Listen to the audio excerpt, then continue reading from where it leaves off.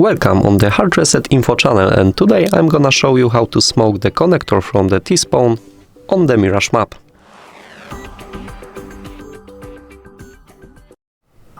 To do it, go to the trash can, stack yourself like so, aim for that exact spot on the carpet and press jump throw.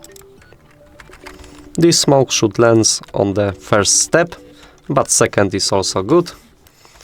And it fully smoked the connector. Thanks for watching, leave a like, comment and subscribe to our channel. Bye!